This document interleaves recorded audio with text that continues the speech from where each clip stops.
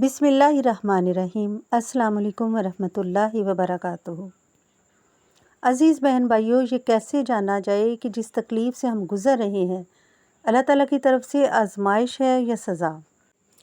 علماء کرام کے مطابق آزمائش مومن کو پرکھنے کے لیے آتی ہے، جبکہ سزا گناہوں کا نتیجہ ہوتی ہے۔ آزمائش ہو یا سزا، دونوں میں بظاہر کوئی فرق نہیں ہوتا۔ دکھ، درد، پریشانی اور مشکلات ایک جیسی ہوتی ہیں۔ اللہ تعالیٰ جب کسی بندے سے محبت کرتا ہے تو اسے آزمائش میں مبتلا کر دیتا ہے اور پھر اسے یقین اور توکل کی طاقت عطا کرتا ہے، جس سے اس کا مومن بندہ آسانی سے اس کی آزمائش سے گزر جاتا ہے۔ آزمائش ایک ایسا پودا ہے جس کے کانٹوں کے ساتھ پھل بھی لگتے ہیں۔ اگر کانٹے چبھتے ہیں تو پھل ملنے کی امید بھی ہوتی ہے۔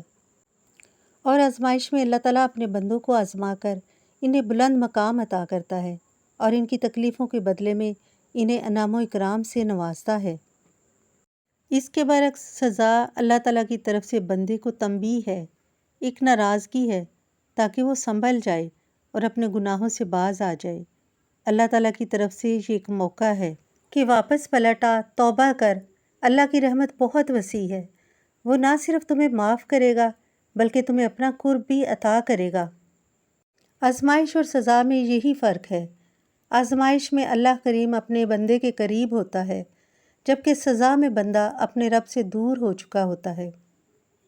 آزمائش ایمان کی نشانی ہے، جبکہ سزا گناہوں کی علامت ہے۔ آزمائش میں دل نرم ہو جاتا ہے اور سزا میں دل میں سختی آ جاتی ہے۔ اور اگر زبان پر گلہ شکوہ اور دل میں بیزاری ہے تو اے بندے ڈر جا، توبہ استغفار کر، ندامت کے آنسو بہا اور اپنے رب کی طرف لوٹ آ، کہیں ایسا نہ ہو کہ دیر ہو جائے۔